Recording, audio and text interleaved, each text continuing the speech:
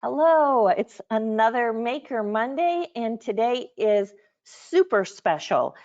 First, I'm going to do some announcements. If you have not signed up for the webinar called Book Chat with James Haywood Rowling Jr., this book is phenomenal. It is called Growing Up Ugly, Memoirs of a Black Boy Daydreaming. I read it and loved it, and I think as educators, you will absolutely love it.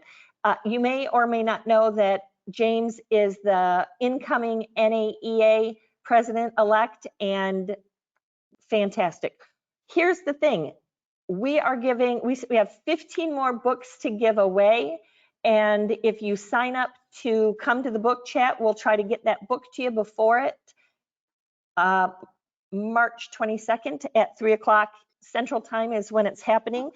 Ethel Chapman, Angela Ramsey, Dustin Anderson, Mira Campbell, Stacy Prezillas, and Marty Anderson have already been book winners that signed up for the webinar. So book chat, and we're going to put the link to the registration in the question and answer, which is my next thing. Today's webinar, very interactive. So today it is full on interactive participation. We want to hear from you. I have some questions for our panelists, but it's way more important coming from you. So if you have them, type them in the chat, or in the question and answer. I will get them, and when we have the question and answer session, I will make sure to read yours. In the event that we run out of time, I will make sure to get them answered and email you. But I have a feeling we'll have time for it, because we made lots of time for the question and answers. Handouts are in the panel. So on your computer, on your screen, you should have a panel that gives you all kinds of information. Handouts, download it before you close out. Once you close out, the handout goes away. So make sure you download it while you are watching the webinar.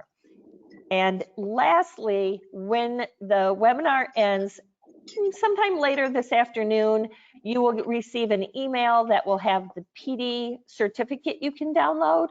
And it also has a link to today's session, because you'll probably want to go back and rewatch it and hear some of these answers. And the last thing, just sometimes I worry that I get to the end and I forget to tell you all these. Next week is Debbie West and filling your art bucket. And I'm not talking about your literal bucket, but as art teachers, you're bucket fillers, and you're constantly pouring out of yourself. And so how do you fill yourself with good things and refreshing things and things that are good resources to help you teach? And Debbie West is the best and a fabulous mentor. And so she'll be here next week. So make sure to sign up for that. That link will be in the follow-up email.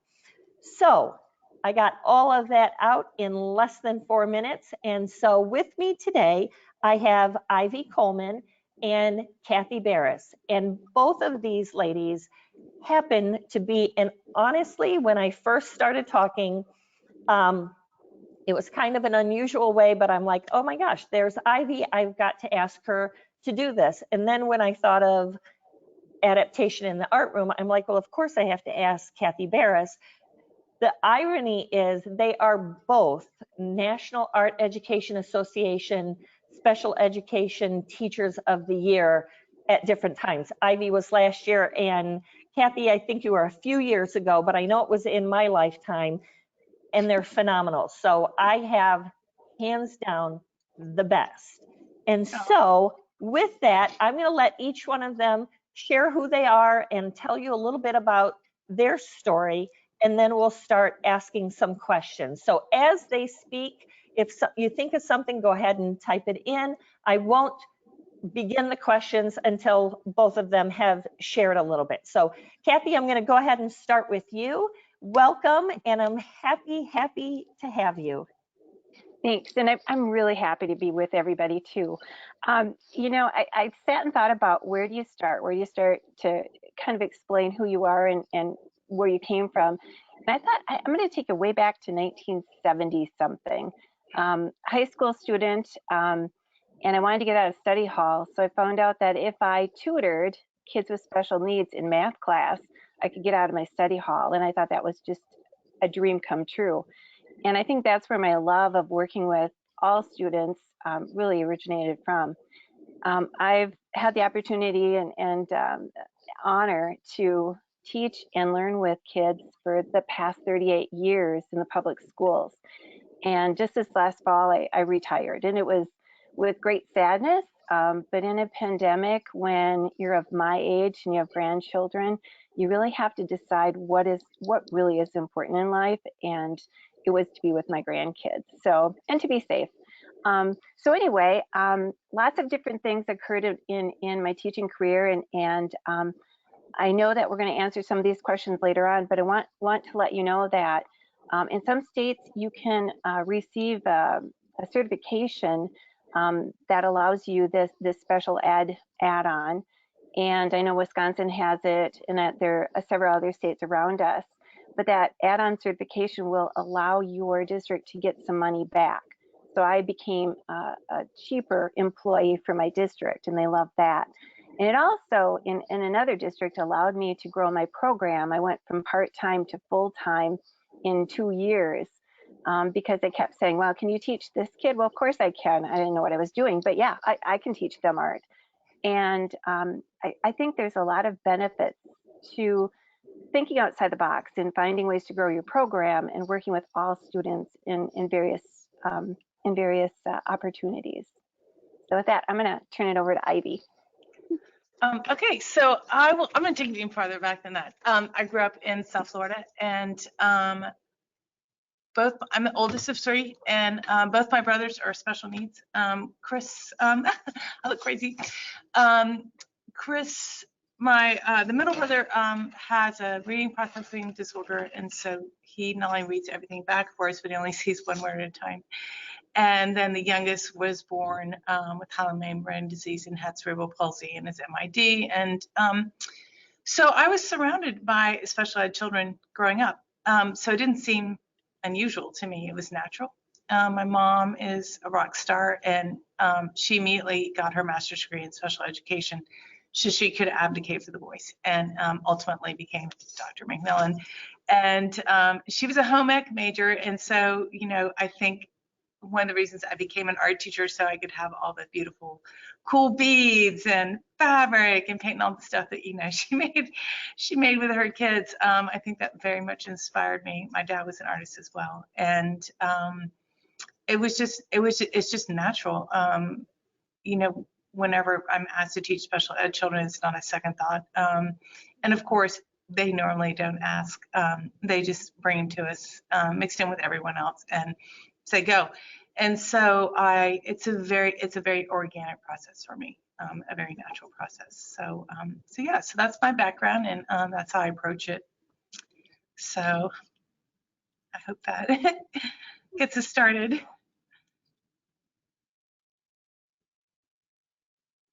I love that because I learned two things about each of you that I didn't know before, which I got a little bit of a chill too, because I love the fact, Ivy, that it's just in your blood, literally.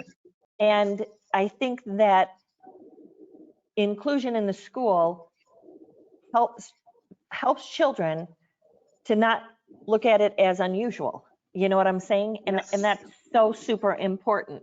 Yes. So I think in the world that I am in, with having to be so lucky to talk to so many different teachers, part of the reason we're doing this webinar today is because that is a question that gets asked a lot, is how do I do this?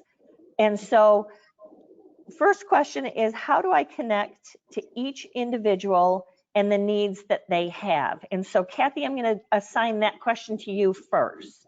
Just will make it easier if we do it that way. I'm probably not picking on anybody particularly, but that way we have a sense of order. Mm-hmm.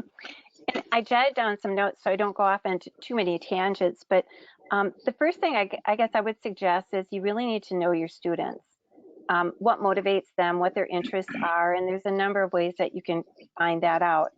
But knowing your students and just knowing that they're learners, they want to learn just like everybody else, allows for everyone to learn together and to grow.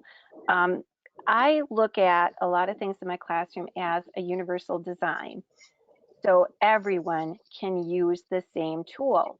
And for a student who cannot grasp something the way that I do, for example, when I hold a paintbrush, I might hold it this way. We have some students that have to grasp it this way, or they're going to grasp it differently. Sometimes if you redesign and think about, I think I can engage my student if they can actually hold the paintbrush. And so maybe you come up with an idea like this, where the paintbrush actually is able to stand upright, and then all you have to do is kind of push it around. And even students who don't have fingers can actually move that. So universal design, and I can talk more about that later if you're interested, because it's one of my passions, this design for all, so that everybody is the playing field is leveled a little bit more. Because it takes a lot of ability to hold a paintbrush and how you hold it and how you motor it through. And all my students can use this type of brush, all of them. So did that answer your question? Or on universal design. And I almost think that you can probably turn that into a STEAM lesson, because you're now talking about engineering and design, and it's not, and engineering especially is making something out of nothing, so to speak, and coming up with it. And I bet you get some fabulous ideas. Ivy, did you want to speak to that? Because I think yes, I think as art teacher, we're always I'm going to say something, I'm going to brag on all of us. I had a student that I just got, and she's lived all over the world, and she's been to lots and lots of schools. And she said to me, she goes, I've noticed that art teachers are always the smartest one in the building. I'm like, oh, where did you come from? But she was like, you have skills and you solve problems that nobody else in the building can do. So I think we're constantly looking at our children and thinking that tool's not working. Let's do this instead. I think the way I approach my children is in the beginning of the year, I'll go into the self-contained classrooms on my playing time in the morning and just get to know them for a second before they come into my space so they feel safe. I used to spend hours and hours rearranging my classroom every year, and I had a little boy who's very autistic, and he would come and make art in a giant cardboard box in my room because that's where he felt safe. And so the behavioral specialist came in, and I was like, how can I get him out of the box? And she looks around and she goes, do you redecorate every year? I'm like, yes, I do. And she was like, stop doing that. Mm-hmm. She said he has to reassemble the room every single time you do that. By the end of the year, he's fine. You rearrange it and he's back in the box. And sure enough, he was not in the box the next year. So it's just reaching out to people that can help you. I called the specialist. I said, can you please observe? I need some help, and she did. She gave me the answer. So it's getting to know your children, but it's also when you feel like you're not meeting the needs of that child, to reach out to someone that can help you. That's because we all need each other. And I think sometimes we feel alone, especially with inclusion. Absolutely. How often do you get a parent involved? Always. I try to know my parents. That's also, it takes an investment in time. And I know it feels like, especially this year, that we don't have any time. But reaching out to those parents is so important, more so than any other, because they can tell you things about their children that you need to know, that's not in the IEP or the 504. And so I do try and spend a little time pre-planning, dipping in with my new ones who's, once you're old and you've been there, like, you know your kids. But in the beginning, it's time consuming. It is, but it's worth every single second. Just picking up the phone, shooting out an email, how can I best serve your child? Is there something I should know? And that's, you will not believe the things you will find out. and how Yeah, much it would improve your instruction as well, you know. absolutely. And you know, it's funny because I called the parent yesterday and she was like, I'm floored that you're calling me on a Sunday.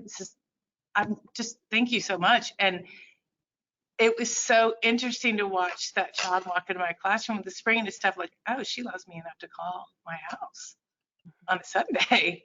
You know, can I show you my pictures now? Because he wasn't turning his work. And I said, yes, I would love to see. You know, so just that one phone call, that initial investment is worth all the time in the world. But that's, I know it sounds very time consuming. No, true, but it clearly is so worth it for both of you.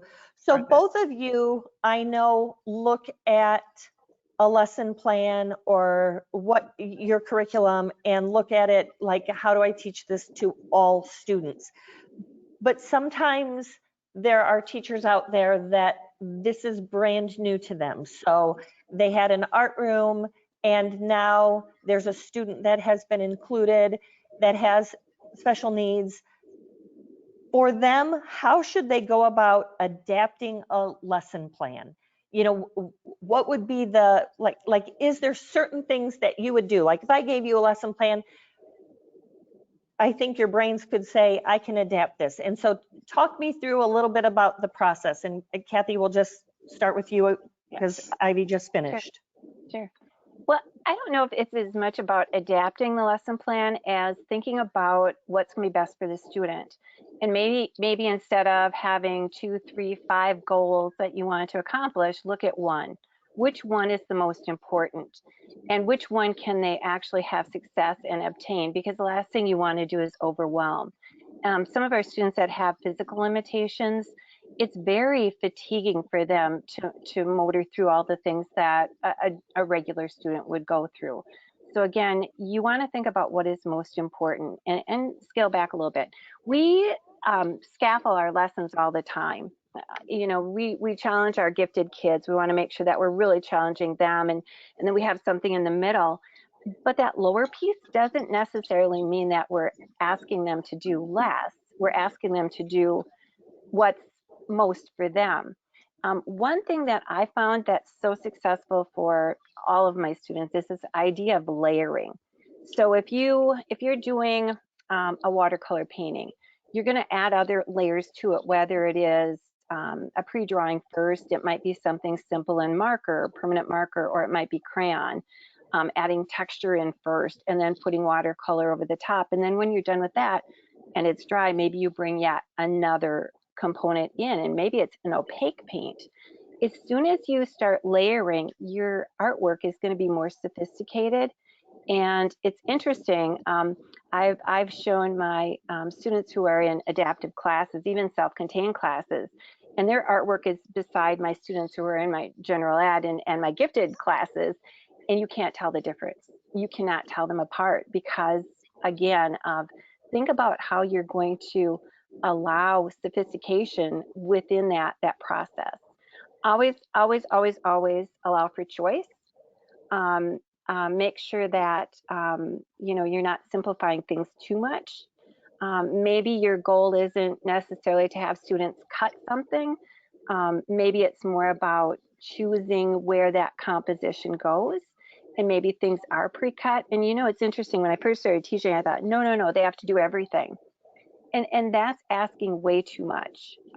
So sit back and really think, what is most important for them to do and to accomplish? Yes. Ivy. Yes, I agree with every single thing. I also think that one thing that I had to let go of, particularly when I was teaching, you know, nonverbal, severe children, was, you know, their paras are so concerned with it looking pretty. I had to let go of product at some point with some children and let the process of handling materials and feeling what it's like to paint and engaging with materials as opposed to direct hand over hand. One of my biggest challenges with the children, honestly, it's not the children, it's my paraprofessionals. They want to make the art. They really want to make the art for them. They really do. So I started giving them their own materials and letting them make the art next to them. and kind of teaching them how to engage but not take over. That was a big problem for me. It's still, I mean, it's still a challenge. And so I think letting go of process was something that I definitely had to do. I love the layering and sophistication. It's something I do without realizing it. So I love the way you verbalize that, Kathy. You know, someone said to me, "How do you do it?" And I'm like, "Gosh, I don't know." You know, so thank you for articulating that in such a beautiful way. That's exactly what I do. True story. Kathy lives in Wisconsin, so I can visit her. You know, I used to be able to visit her a little bit more often because she was close and I could drive there. And we walked through the school. She picked me up at the office and we walked through the school. And as we walked through the school, there, you know, artwork was hanging and some of it permanently. And she would be like, "Kris, it's one of my special needs students." And I was like, "Oh my gosh, like that looks like it should be hanging in a like beautiful, like I'm like, I don't even think I can do that." Like I was just amazed. And I love stories like that. We have a lesson plan called Line Design into Sculpture. And again, this was for students that were able to, you know, like draw lines and create texture on paper. And then you end up cutting it up and rolling it and gluing it into a sculpture. And so that particular group of special needs students were able to do all the pieces. And I'm sure there was some help involved, but at the end, all of these sculptures, like you couldn't tell mine from, you know, one 5th grader to a 7th grader to a special needs. And the teacher put all of the special needs in the front showcase for the back to school night when parents come. And so when she had the special needs parents in the room, she said, "Hey, I just want you to know those are your students." And like some of the moms cried because it's not like she had it showcased in there. These are special needs students. This was just the art and, you know, just the self-esteem that comes from that and all of that good stuff. Quick question. What is a good way to meet the needs of students when half of the class have special needs and half are not? Well, I do a lot of peer grouping. There's this football player I'm teaching right now, and he's not an art kid, but he loves my class, and he sits next to one of my special needs children.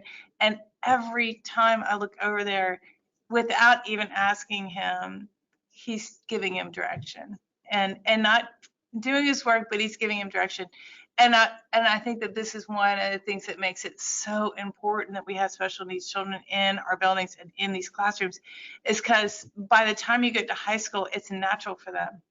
You know, they naturally want to sit with them. They naturally want to engage with them. And so I do a pair group. I had a self-contained behavioral group, and they really could not be in with such a large group. And then I had my a large group of nonverbal autistic children, and I went to my admin and I said, "Can I put them together as one big class?"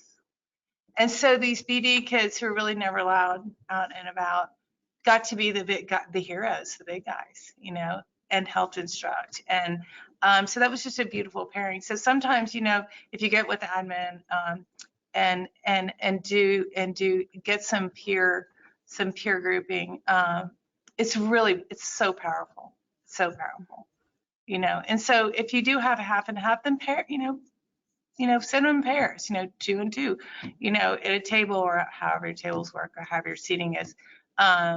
That's honestly, to me, in my classroom, that's one of my most powerful and most useful, most successful ways of adapting is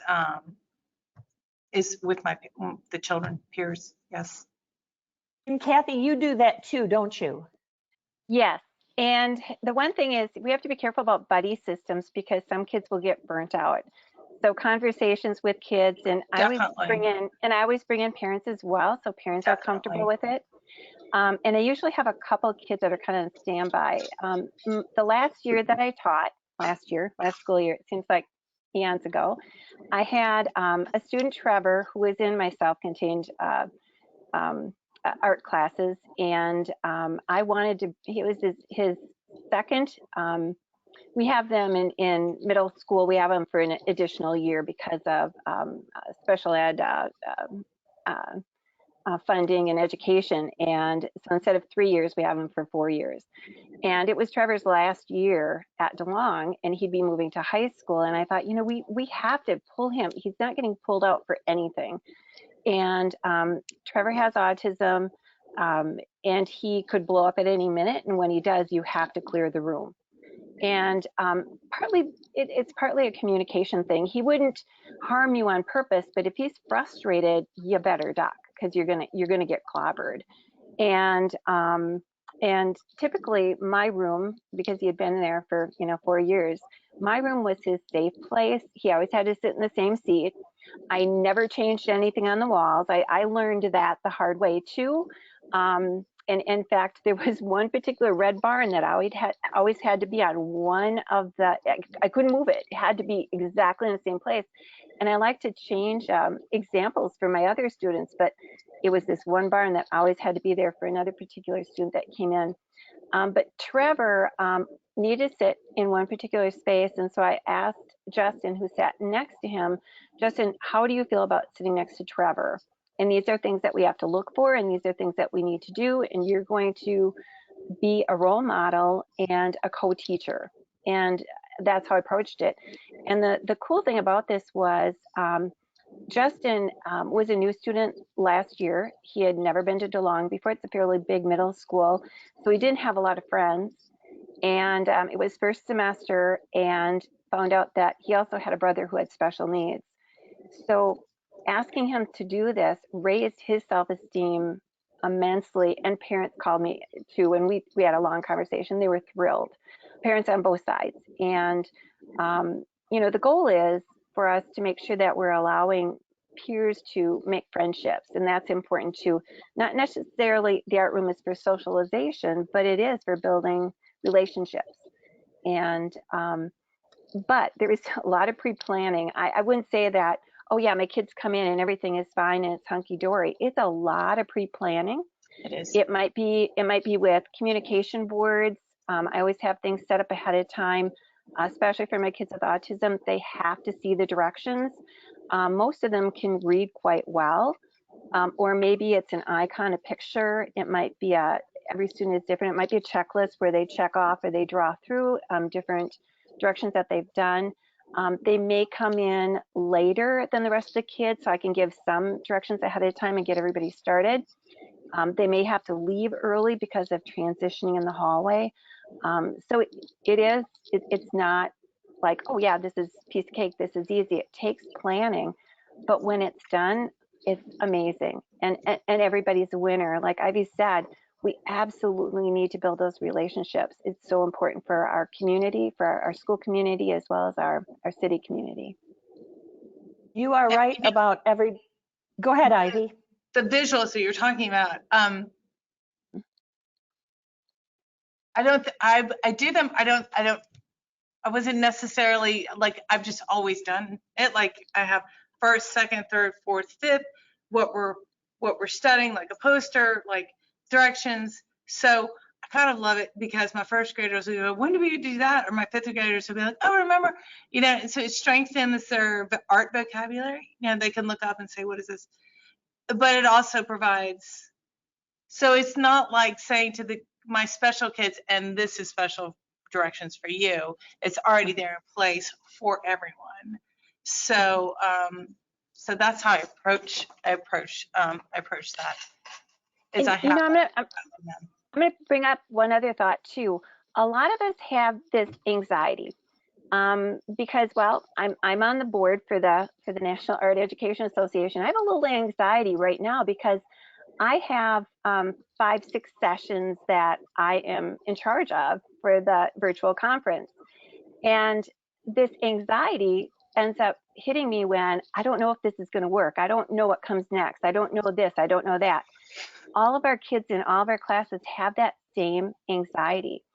And so by giving them, here's your directions, this is what we're doing today, always keeping things similar.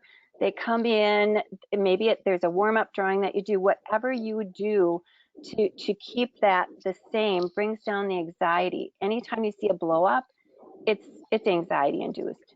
I can feel it when I start thinking about that conference coming up. I just get anxious. How I feel about technology. Mhm, I get real anxious. New question, what are your thoughts about the hand-over-hand assistance? You want me to go first? Yes. Yeah, okay.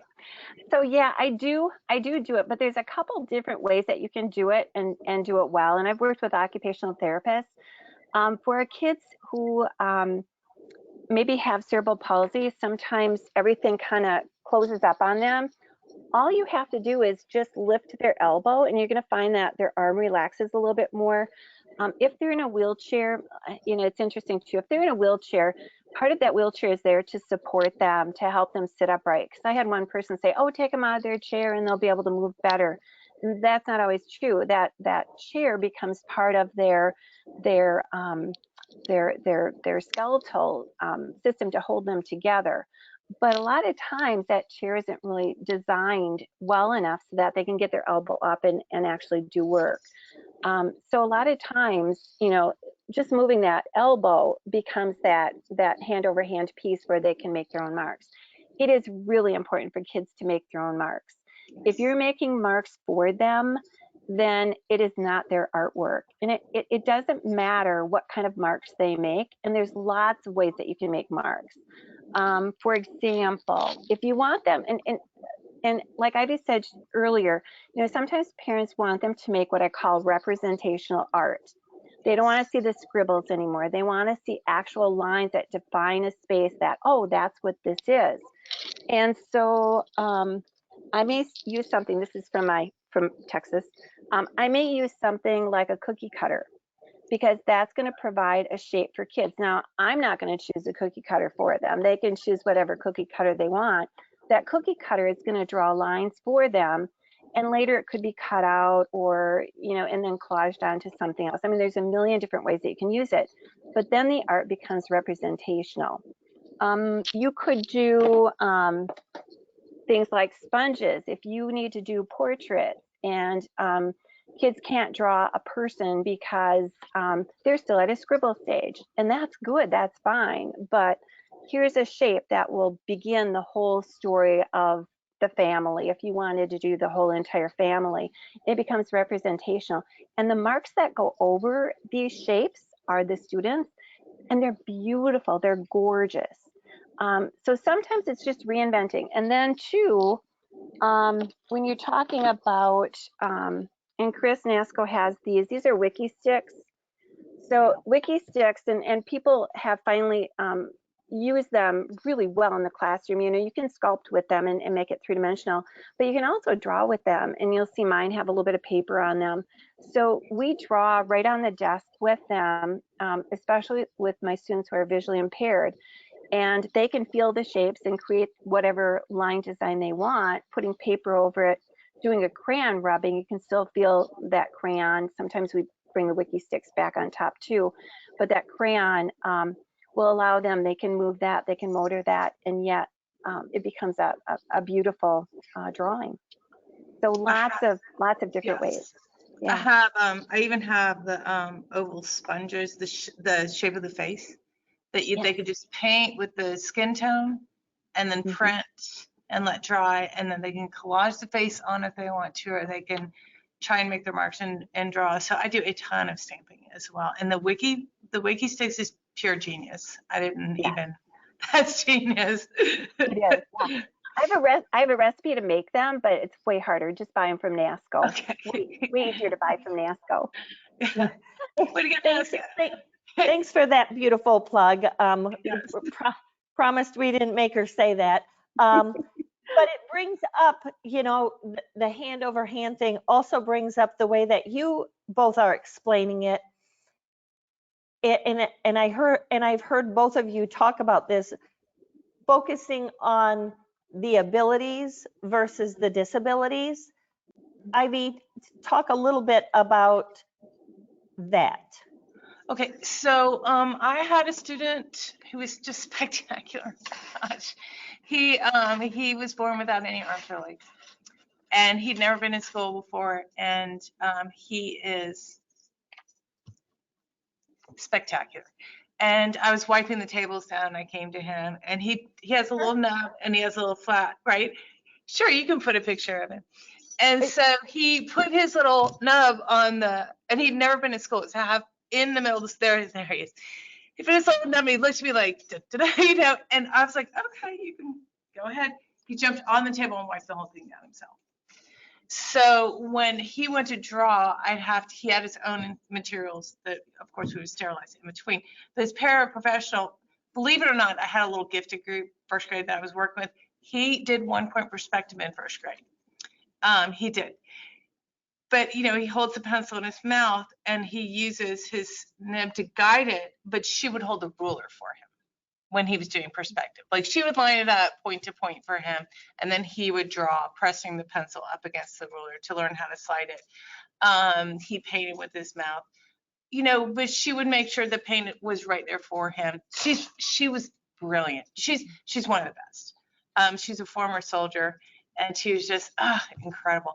So also having the right person to help, that searches every which way for them to maximize their marks as opposed to someone else's. And that's why often I just have to give them their own materials so they can make their own art. But also to be mindful, to gently, without hurting feelings, saying, hey, what if you just held the ruler? Hey, what if you just held his elbow instead? You know, a lot of times they just don't know. And they want to help, you know. And so I think it's a mindset of trying to be as least invasive as you can, you know.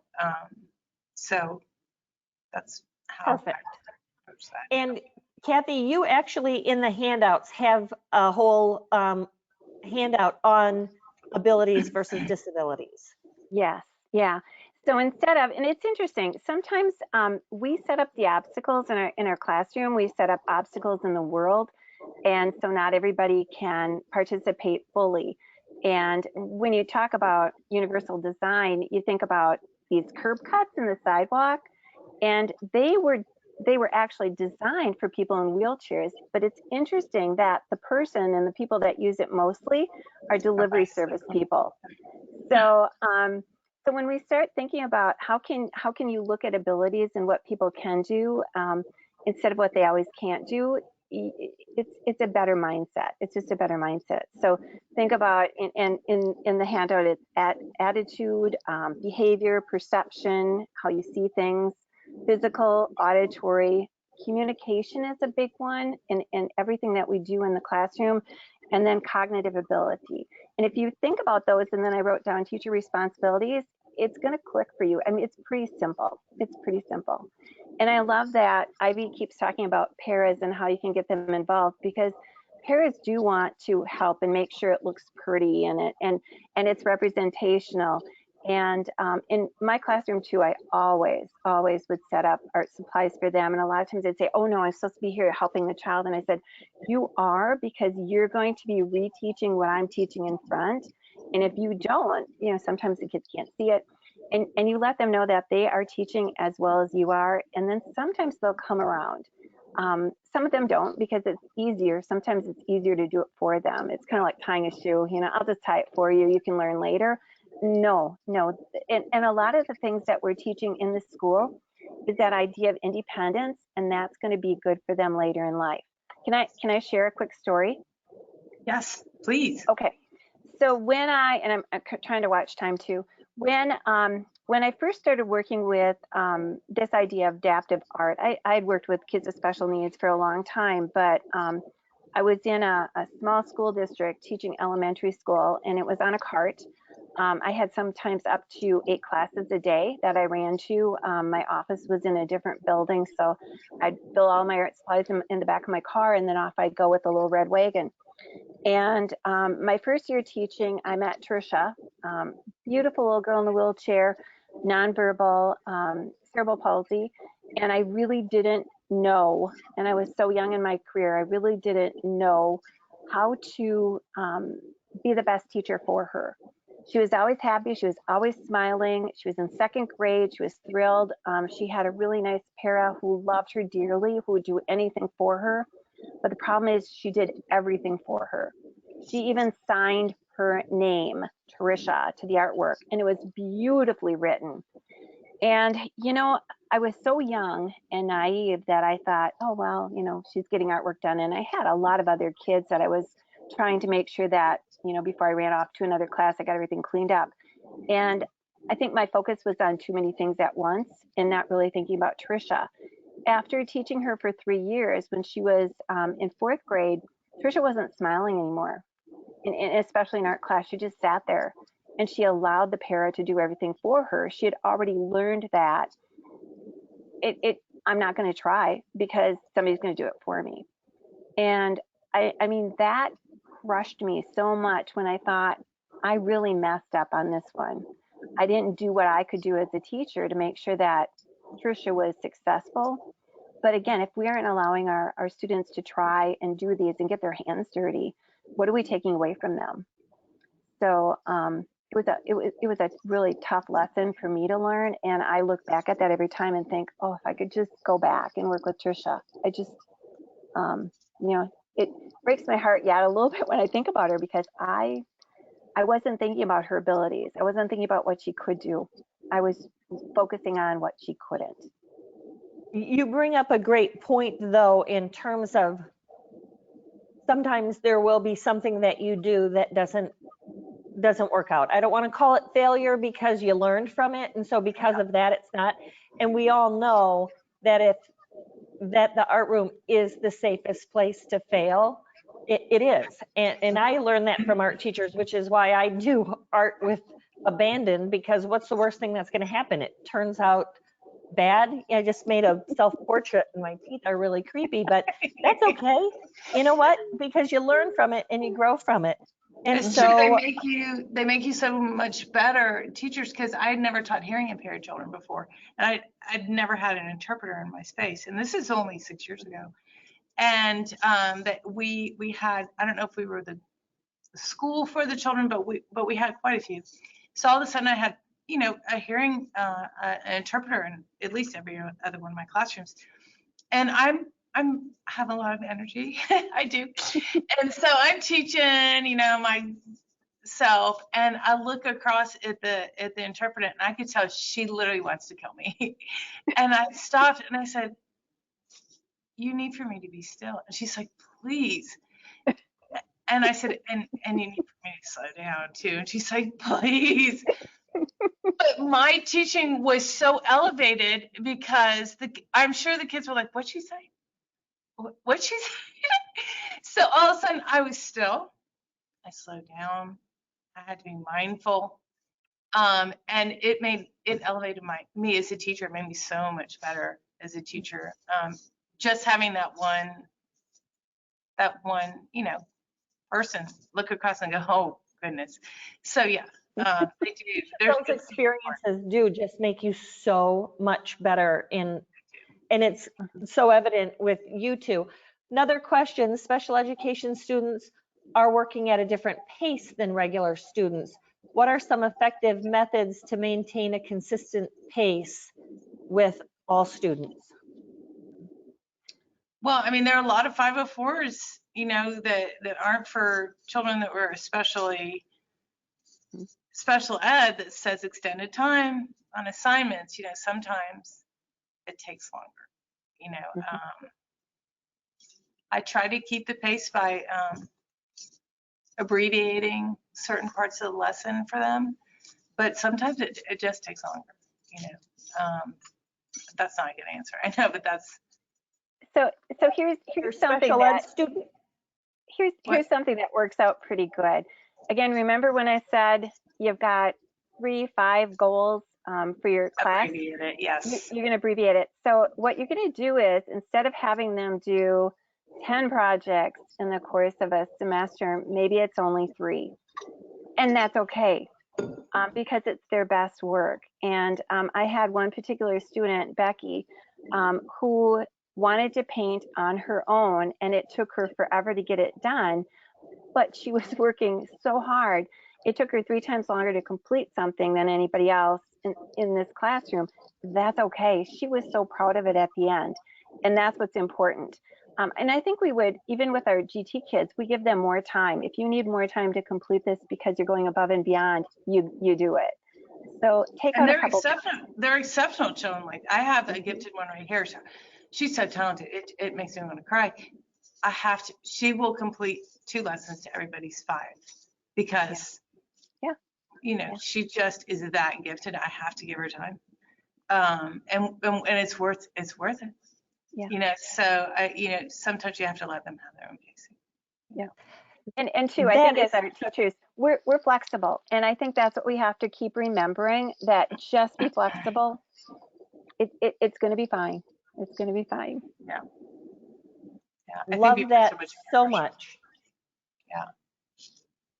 How about, and Ivy, you just shared probably one of your biggest success stories, and we showed the picture. Kathy, how about tell us one of yours. Let me see here. And I think I wrote something down.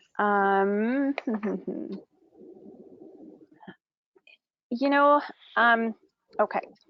So I think that the biggest thing about success stories, and this is quite a few years ago, a lot of times you don't realize what students are taking away, and especially for our nonverbal students. And this was a long, long time ago when I didn't understand how important communication was. I had a student, her name was Shannon, and Shannon nonverbal. She always came into art. She was always smiling, always happy to be in the art room. She worked very independently. It did take her a little bit longer to get things done. She followed directions fairly well.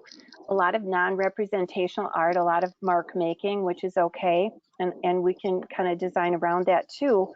But I was curious if she really understood what we were doing. And I had an IP meeting coming up with her parents. And I wanted to be able to come in and say, Mom, this is what Shannon is doing in art. This is what she understands.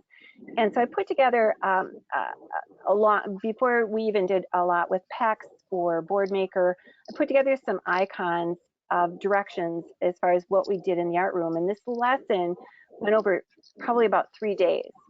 It wasn't a one-shot deal. So there were several things that we did, whether it was painting and then some cutting and collaging and drawing and gluing, however that system worked. I said, with all the icons that I had, I said, Shannon, tell me about what you did on your artwork. And she pointed to each one of the icons in the sequence of how she did her work.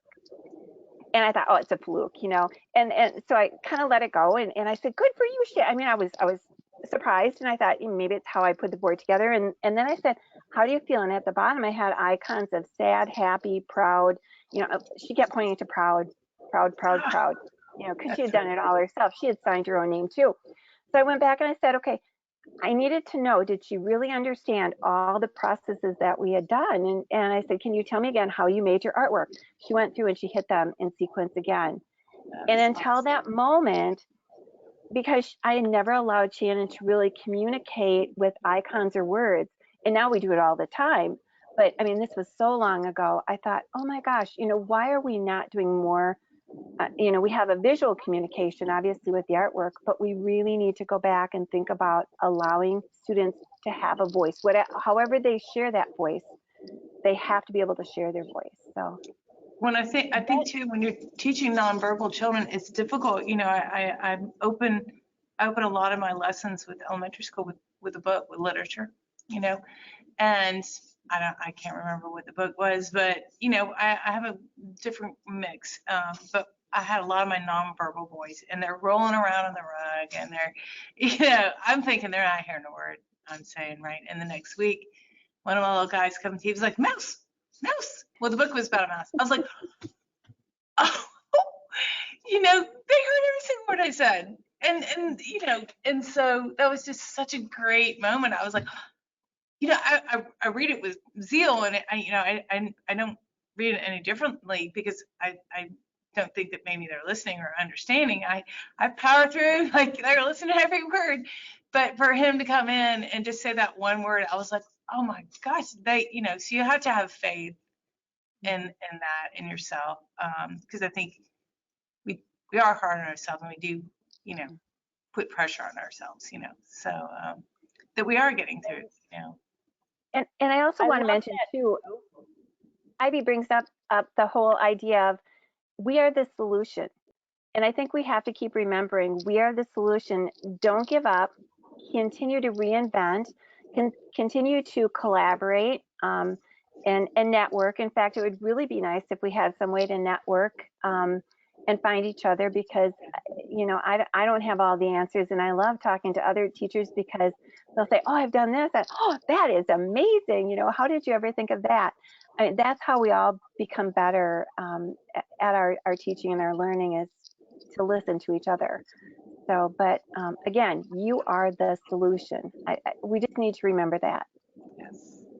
Another question, and that was just so brilliant, by the way. And it's interesting because that also crosses over to English language learners.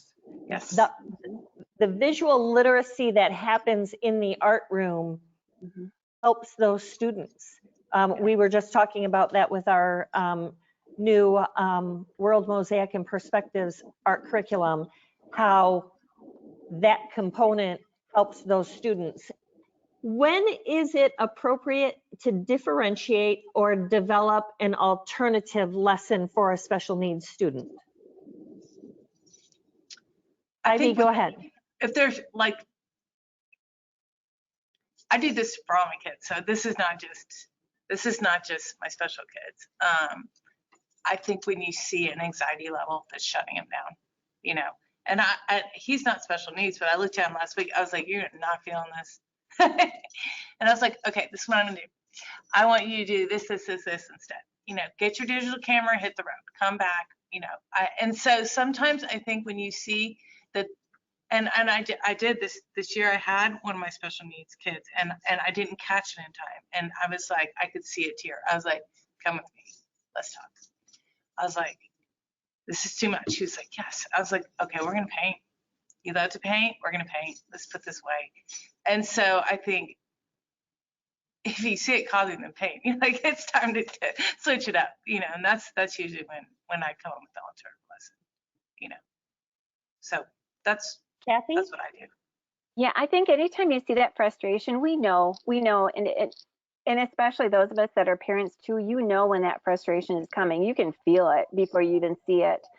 And as a younger teacher, I drove a lot of my kids to frustration, and I had a few bad blow-ups and learned that don't even allow it to get there. Go to a plan B immediately. And I think in our classrooms, we always have that plan B. And again, if you know what kids really, really love, for one of my students, it happened to be the American flag. And my goal, after working with Nathan for 4 years, my goal was to get him to draw a different flag. I was from another country, and I did. I got him to do the Canadian flag. It took 4 years, but we did it. But his safe space in my room, well, number one was pretzels because he liked those too.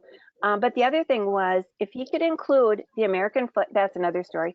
If he could include the American flag within his artwork, the world was good. And I think too, as a teacher, as a parent, you pick your battles. And you know that if you see frustration, it's just not worth it. It's really not worth it. We're differentiating, like Ivy said, for all of our kids. And now, looking at what the pandemic has done, and all the other things that are going on in our world right now, we're going to see more kids with trauma, and we're going to be adapting and differentiating for all of them. It's just going to happen. So those of you that are listening, you're going to have a step up on everybody else in your school, because you're going to be thinking about, how can I reach that student? It isn't that they have, everybody has special needs, might not have a label that goes with them, but our students in trauma are going to need differentiation. It's going to be there. Yep. Love that. A friend of mine who is a parent of a student with Down syndrome said her suggestion is she wants her child to be challenged. So don't just give them, you know, what you know that they can do. But when you see that it's to the point of frustration, being able to pull back, and both of you spoke of that. A comment says, I find the best way to meet the needs of all the children is to relax and give them time to explore, to think, and let children take the brush, etc., for a walk or an adventure on their paper, which definitely is a beautiful comment and somebody that clearly knows. We only have 5 minutes left, actually 4 minutes left. So both of you, let's talk about your best piece of advice that you can give to teachers that need to do adaptation and inclusion, and what's the best piece of advice you can give them? Ivy, you go first. It's like, this is so hard. I think we addressed this very first thing, and that is to take the time to know your students. You know, if you can, in the beginning of the year, reach out to parents, and you know what you're walking into. You know, you don't want to be blindsided, you know, by a blow up that may happen. You know, you want to be aware of what you are adapting for. You know, it's easy to say, well, I just, you know, it's to be informed, I guess, would be my biggest advice. And I know that's difficult because we are, in particularly this year, feel like we got pushed out of the Google airplane without a parachute. So we've had so much to learn this year, but that would be my number one advice. Kathy. I think mine would be make sure that you're allowing your students to connect with community. Community within your school, make sure that they aren't tucked away. We do, when I was teaching at DeLong, I made sure that all of my students were involved in our all school variety show. And so I helped them. In fact, I gave in my handout how to make these frame drums, which are pretty amazing. They're a beautiful art form as well. But kids actually performed with these on stage, and it kind of brought down the house. So these directions are in my handout, so you can learn how to make frame drums. Integrating with other subject matter, what was I going to say? Other subject is going to be important too, whether it's music or it ends up being a social skills class. I think integration is really important. And then lastly, I would say allow your students to sign their work. I think that is very powerful and it's very important. And when I started, all the teachers would give me these little stampers that had the kids' names already in the stamper, and I thought, oh, ingenious, you know, they can stamp their own name. The problem is that they were doing the stamping, not corresponding or thinking about this is my name and this is how to spell my name, because they would do it upside down, sideways. They really weren't looking at the letters. So my tip would be take some address labels and print letters on them. So you can have all kinds of different letters. That's such a great idea. On an address label, and then peel and stick. And everybody loves stickers. Everybody loves stickers. I don't care who you are. And by pulling these off, not only are they learning sequencing, but they're learning how to spell their name. And so this was my favorite thing to do. And kids loved it too. Even my Gen Ed kids wanted to use stickers for their name. Yeah. That's so cool. Girls, this hour went by so fast, and I know that we could talk more because we didn't even talk about stuff and what to use and universal design. So I think I'm going to need to have you back in the future soon. Thank you so much, Kathy. You just continue to be a leader, and I know that you're retired, but I do know that you are always willing to help somebody out. So thank you so much for that. Ivy, thank you for being here and for all the work that you do. Congratulations on being last year's special education winner. It was a pandemic, so you didn't even get a chance to get your award on stage. So let's just give you a round of applause right here and now. Ladies, thank you very much for being here. Absolutely. I want those handouts. Yes. Yes, absolutely. And we will see everybody hopefully next Monday for Debbie West. And don't forget to sign up for the book chat. Please keep teaching art, be well, and be safe. Bye, everybody.